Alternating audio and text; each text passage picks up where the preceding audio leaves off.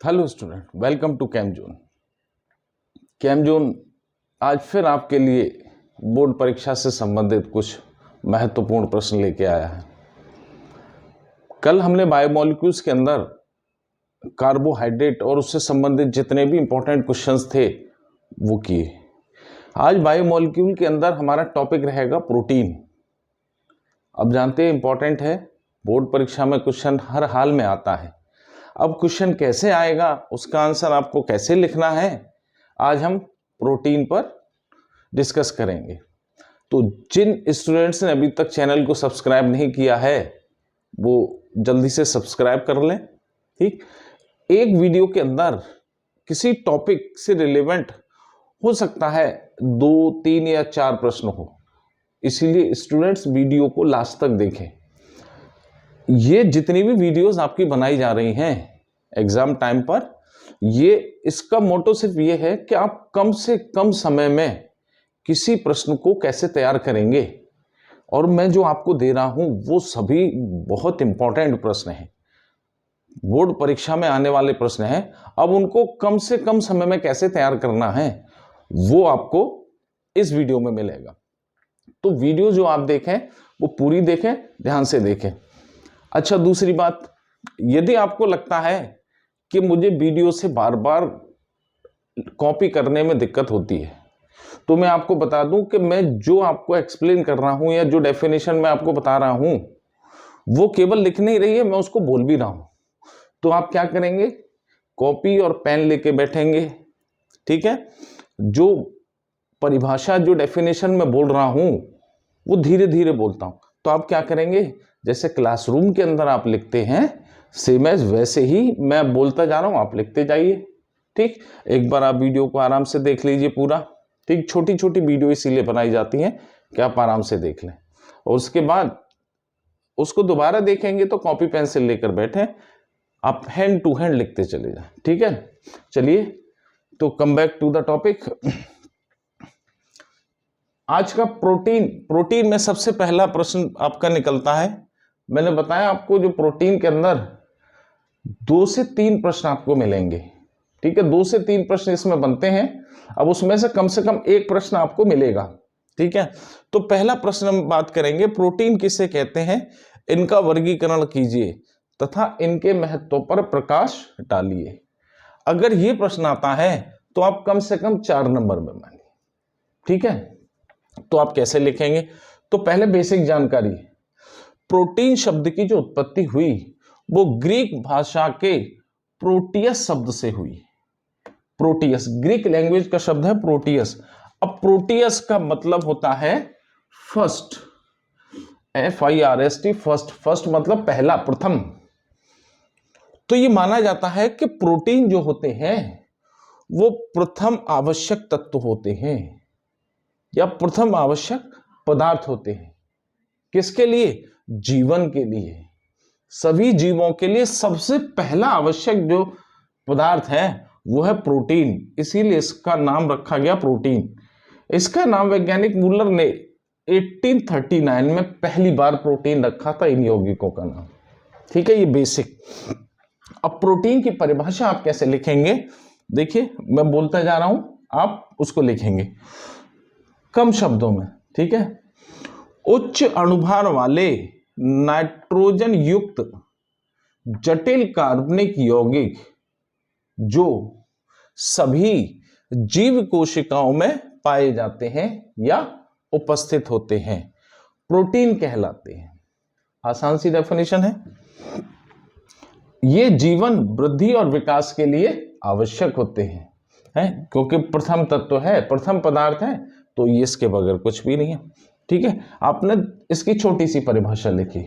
उसके बाद सीधे से हम चलेंगे वर्गीकरण पर, प्रोटीन का वर्गीकरण। अब प्रोटीन का बेसिकली देखा जाए तो बहुत सारे इसके बेस हैं जिस पर हम उसको क्लासिफाई करते हैं, लेकिन हमको क्या करना है, कम समय में ज्यादा काम करना है। तो हमने क्या किया, हमने इसका आधार लिया आणविक संरचना के आधार पर। तो प्रोटीन का वर्गीकरण आणविक संरचना के आधार पर करेंगे तो प्रोटीन को दो भागों में बांटा गया।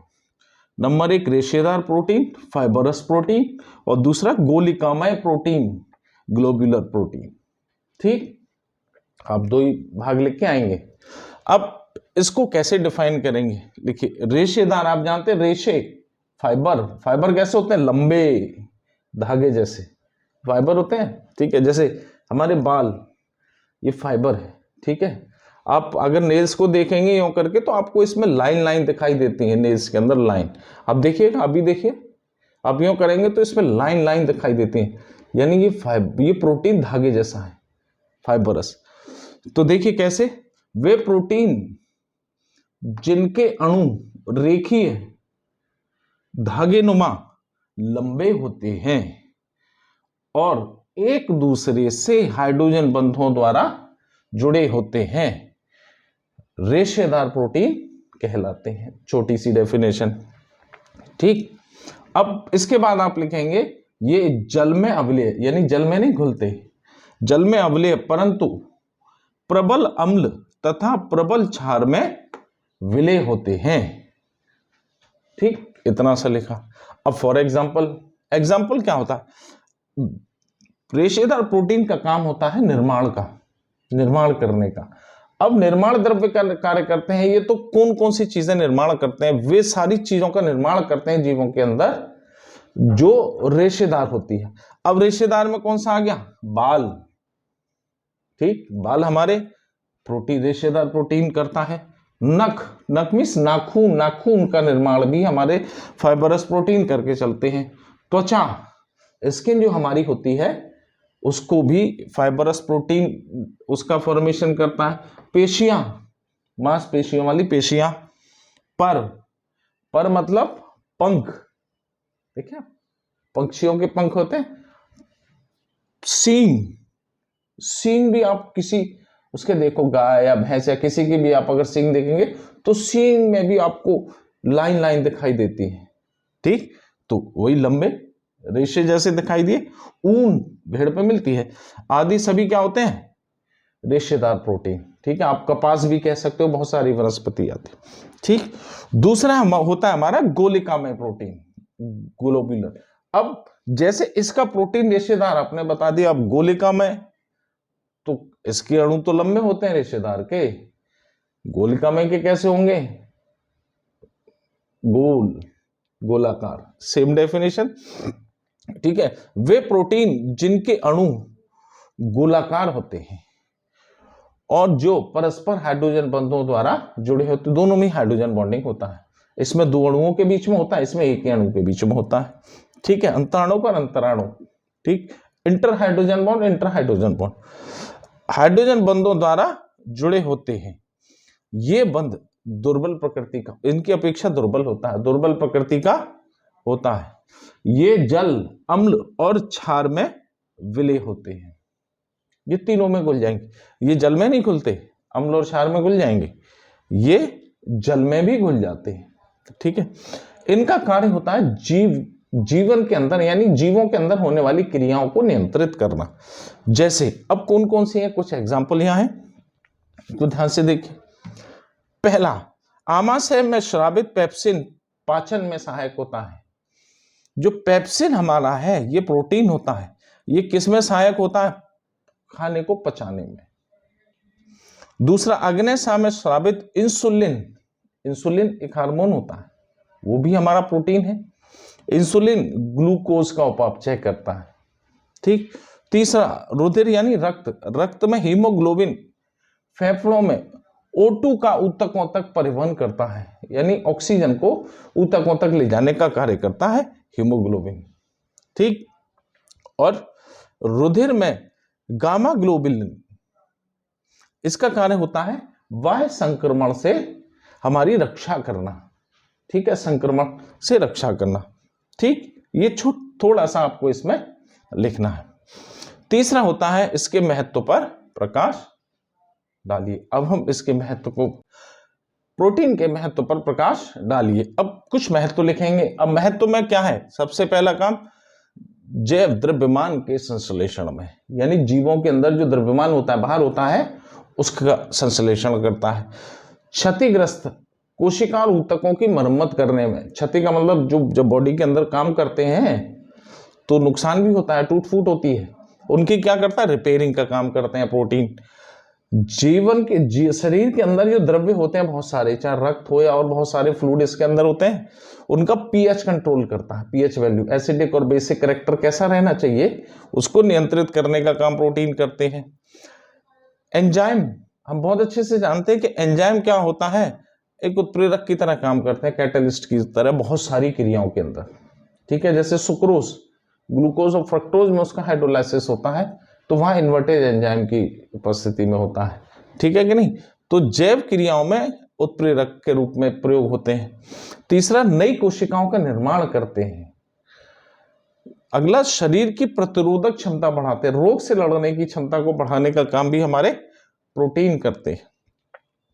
और इंपॉर्टेंट चीज यहां आप लिख सकते हैं इसको कि आवश्यकता पड़ने पर शरीर को ऊर्जा भी देते हैं, ठीक है। कार्बोहाइड्रेट, तेल और वसा अगर कम रहता है ऊर्जा की, फिर भी शरीर को जरूरत है, तो प्रोटीन हमको ऊर्जा प्रदान करेगा, ठीक है। अब यहीं पे चाहे तो आप ये सोर्स एंड टू एंड लिख लीजिए, कोई वो नहीं है। आप सब जानते हैं कि प्रोटीन के स्रोत क्या होते हैं, ये जंतुओं से मिलने वाला और ये वनस्पतियों से मिलने वाला। जंतुओं से दूध, अंडा, पनीर, मांस, मछली, ये सब जंतु प्रोटीन के स्रोत हो गए। और वनस्पतियों में आप दाल ले सकते हैं, राजमा है, सोयाबीन, हरी सब्जियां, सोयाबीन सबसे ज्यादा है जिसमें प्रोटीन पाई जाती है, ठीक है कि नहीं। ये आपका पहला क्वेश्चन यहाँ पूरा हो जाता है, ठीक है। अब हम इसके सेकंड क्वेश्चन की तरफ चलेंगे, ठीक। नेक्स्ट क्वेश्चन है हमारा, प्रोटीन की प्राइमरी, सेकेंडरी, टर्सरी तथा क्वाटरनरी संरचना की व्याख्या कीजिए, ठीक। अब प्राइमरी संरचना को बोलेंगे 1 डिग्री, सेकेंडरी को 2 डिग्री, टर्सरी को 3 डिग्री और क्वाटरनरी को 4 डिग्री संरचना बोलते हैं, ठीक। हम बहुत अच्छे से जानते हैं प्रोटीन एमिनो अम्लों की पॉलीपेप्टाइड श्रृंखला होती है, ठीक। एमिनो अम्लों में हम ल्यूसीन ले सकते हैं, वैलिन ले सकते हैं, ग्लाइसिन ले सकते हैं, बहुत सारे एमिनो अम्ल होते हैं, ठीक। अब देखिए यहां इन शॉर्ट इनका स्ट्रक्चर आप कैसे बनाएंगे, ये आपको बड़ा क्वेश्चन मिलेगा। 1 डिग्री स्ट्रक्चर, 1 डिग्री संरचना क्या होती है, ये हमारे जितने भी हैं, मैं आपको बाहर कर दे रहा हूं, ये सभी एमिनो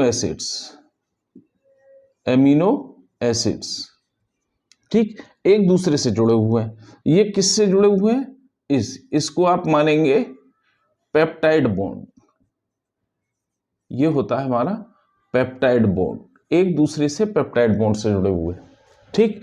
ये अलग अलग प्रकार के होते हैं, ये ल्यूसीन हुआ, ये वैलिन हुआ, ये ग्लाइसिन हुआ, ये ऐसे करके बहुत सारे अमीनो अम्ल एक दूसरे से पेप्टाइड बंध द्वारा जुड़े होते हैं, ठीक।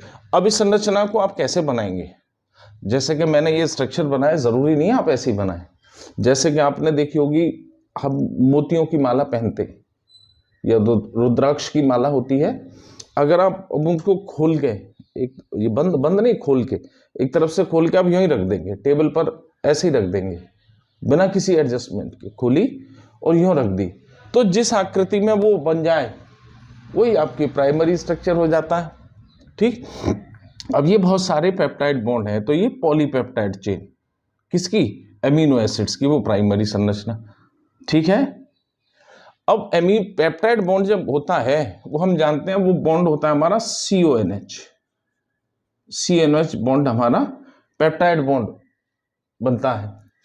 तो इसमें ऑक्सीजन और हाइड्रोजन, NH का H और CO का O, इनके बीच में क्या होगा, हाइड्रोजन बॉन्डिंग है।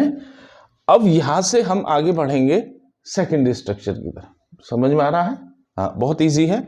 आप किसी भी तरीके से, इस वीडियो के बाद में मैं आपको बताऊंगा कि इस तरीके से अगर आप बना पाते हैं तो बहुत अच्छी बात है, अगर नहीं बना पाते तो कैसे बनाएंगे, ठीक है।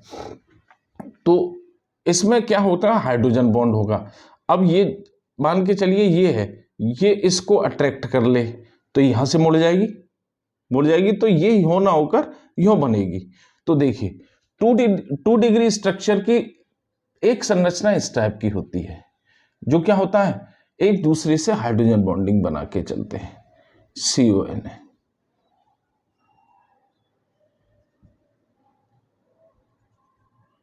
ये hydrogen bonding, H bonding, H bond.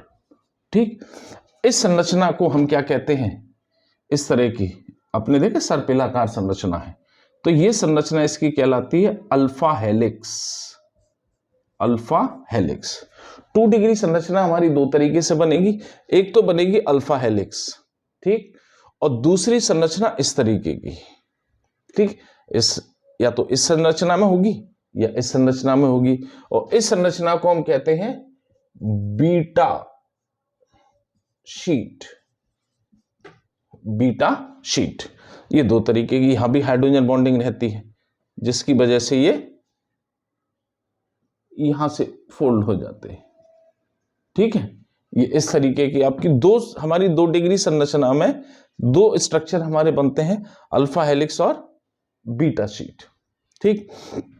अब आ जाएंगे 3 डिग्री संरचना। अब 3 डिग्री संरचना क्या होती है, ये होती है कॉम्बिनेशन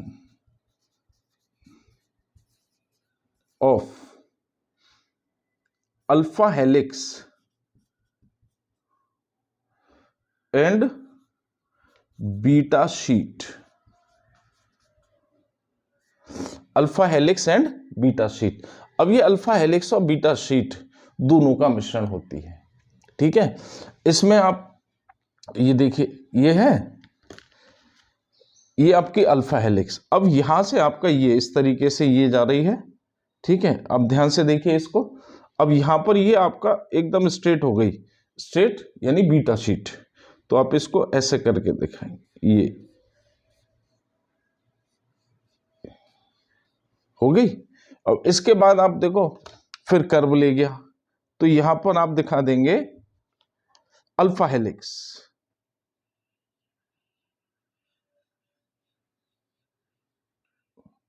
अब फिर यहां स्ट्रेट हो जाती है, तो फिर यहां बीटा शीट दिखाएंगे इसको,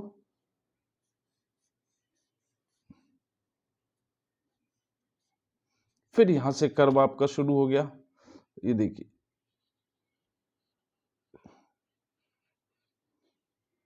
फिर आपकी स्ट्रेट आएगी बीटा शीट।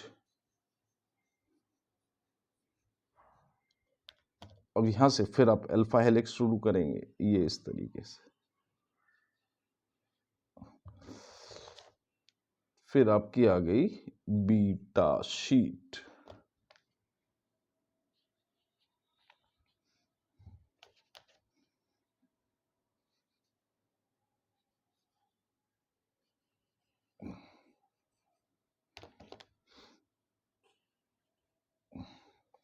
ठीक, तो यहां पर आप लिख सकते हैं इसको, और लिखेंगे भी, ये हमारी है अल्फा हेलिक्स,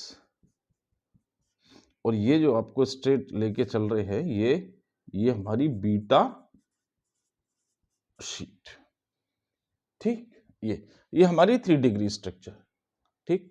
मुश्किल लग रहा है, हाँ, थोड़ा सा टफ है, लेकिन अब वीडियो के लास्ट में मैं बताऊंगा इसको कैसे बनाएंगे, ठीक है। अब 4 degree structure.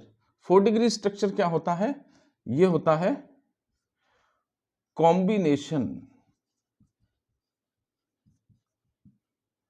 Of 3 degree structure. इसमें 3 डिग्री स्ट्रक्चर होते हैं बहुत सारे, ये 1 डिग्री हमारी सिंपल सी मालानुमा हो गई, 2 डिग्री हमारी दो तरीके की हो गई, एक अल्फा हेलिक्स और एक बीटा शीट। 3 डिग्री हमारी क्या हुई, 2 डिग्री का कॉम्बिनेशन, यानी अल्फा हेलिक्स और बीटा शीट का कॉम्बिनेशन, दोनों का मिक्सचर। अब 4 डिग्री स्ट्रक्चर क्या होगा, 3 डिग्री का मिक्सचर है। ये आप देखिए, ये यहां पर इसका कनेक्टिंग, ये यहां कनेक्ट हो रहे हैं, ये एक आपकी 3 डिग्री संरचना सेम ऐसे ही बनाएंगे, फिर उससे आप दूसरी 3 डिग्री संरचना बनाएंगे, ये यहां आपकी हो गई। तो जब आप एग्जाम में बनाएंगे तो या तो 2 स्ट्रक्चर बना के चलेंगे 3 डिग्री के, या 4 स्ट्रक्चर, एक इसके नीचे और एक इसके साथ, ऐसे ही 2 और स्ट्रक्चर बना के चलेंगे एक दूसरे से कनेक्ट करते हुए, ठीक है। इसमें आपको बहुत ज्यादा नहीं लिखना है, बस इतना सा लिख देना, ये क्या है, मैं बता रहा हूं ध्यान से, ये है एमिनो अम्लों की पेप्टाइड बंधों की श्रृंखला, मालानुमा श्रृंखला हमारी 1 डिग्री स्ट्रक्चर कहलाती है। ठीक है, अब ये आ गया आपका 2 डिग्री स्ट्रक्चर। 2 डिग्री स्ट्रक्चर हमारा 2 प्रकार का होता है, अल्फा हेलिक्स और बीटा शीट। अल्फा हेलिक्स ये हाइड्रोजन बॉन्डिंग के कारण अमीनो अम्लों की सर्पिलाकार संरचना या हेलिकल स्ट्रक्चर हमारा अल्फा हेलिक्स कहलाता है। और ये हमारा शीट नुमा होता है, सीडी नुमा, देख रहे हो, ये हमारी बनती है बीटा शीट। 3 डिग्री में आपको लिखना है कि अल्फा हेलिक्स और बीटा शीट का मिश्रण 3 डिग्री संरचना कहलाता है, ये बना देना। और 4 डिग्री में आप लिख देंगे दो कि 3 डिग्री संरचनाओं का मिश्रण हमारा क्या कहलाएगा, 4 डिग्री स्ट्रक्चर। ठीक है, अब इसको ध्यान से देख लीजिए, फिर मैं यहीं आपको ये कैसे बनाना है वो आपको बता रहा हूं। उसके बाद इसका एक क्वेश्चन और है प्रोटीन का, वो मैं आपको इसी वीडियो में कंप्लीट करके प्रोटीन वाला चैप्टर खत्म करेंगे। ठीक है, क्लियर है?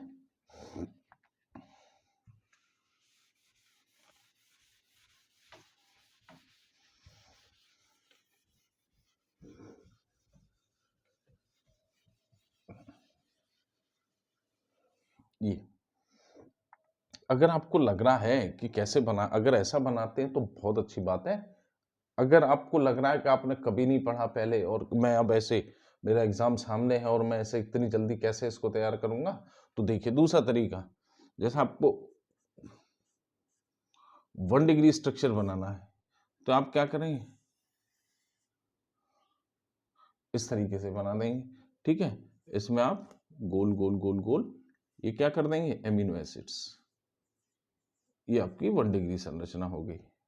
ठीक है, अगर आपको 2 डिग्री स्ट्रक्चर बनाना है तो इस तरीके से, ये ध्यान से देख रहे हो, ठीक है, यहां पर ये आप गोल गोल गोल गोल गोल गोल कर देंगे। ठीक है, ये आपकी आसान है। हाँ, ये, और यहां पर आप हाइड्रोजन बॉन्डिंग इनके बीच में दिखा देंगे। ठीक है, ये आपकी अल्फा हेलिक्स हो गई। ठीक, और बीटा शीट के लिए आपको क्या करना है, वो सिंपल सा इस तरीके की संरचना बना देंगे। ये तो इजी है, ये आपकी बीटा शीट बन जाएगी। ठीक है, और आपको अगर 3 डिग्री संरचना बनानी है, 3 डिग्री, तो आप क्या करेंगे,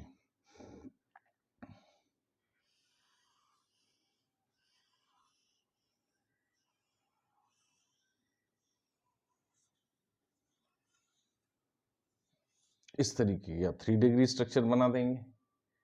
ठीक, इसमें आपकी अल्फा हेलिक्स और बीटा शीट दोनों आ जाएंगी। ये अल्फा हेलिक्स आ गई, ये बीटा शीट आ गई। ठीक है, अब प्रोटीन में आपका नेक्स्ट और लास्ट क्वेश्चन है, विकृतीकृत प्रोटीन किसे कहते हैं। ठीक, छोटा प्रश्न आएगा। पहले 2 प्रश्न जो आपको बताए थे वो बड़े आएंगे प्रोटीन में, जिसमें आपका प्रोटीन का महत्व, प्रोटीन का वर्गीकरण और प्रोटीन की डेफिनेशन। दूसरा प्रोटीन की संरचना है 1 डिग्री, 2 डिग्री, 3 डिग्री और 4 डिग्री। अब ये इसका नेक्स्ट क्वेश्चन है, विकृतीकृत प्रोटीन किसे कहते हैं। अगर ये आता है अकेला तो छोटा आएगा। ठीक, तो आप इसकी डेफिनेशन कैसे लिखेंगे, मैं बोल रहा हूं, आप लिख सकते हैं कॉपी पर। ठीक है, अम्ल, क्षार तथा लवण के विलयनों में प्रोटीन को यदि अम्ल, क्षार या लवण के विलयनों में डाल देते हैं तो वो क्या करेगी, नीचे बैठ जाएगी, यानी स्कंदन हो जाएगा उसका। स्कंदन मतलब अवक्षेपण। ठीक है, अम्ल, दोबारा से बोल रहा हूं, ध्यान सुनिए, अम्ल, क्षार तथा लवण के विलयनों में प्रोटीन अवक्षेपित हो जाते हैं। ठीक, अवक्षेपित अवस्था में प्रोटीन को विकृतीकृत प्रोटीन कहते हैं तथा इस प्रक्रम को प्रोटीन का विकृतीकरण कहते हैं। ठीक है, ये आपका यहां पर प्रोटीन वाला टॉपिक समाप्त होता है। इसमें मैंने आपको 3 प्रश्न बताए, 3 में से आपको हर हाल में 1 क्वेश्चन जरूर मिलेगा, हो सकता है 2 मिल जाए। ठीक है।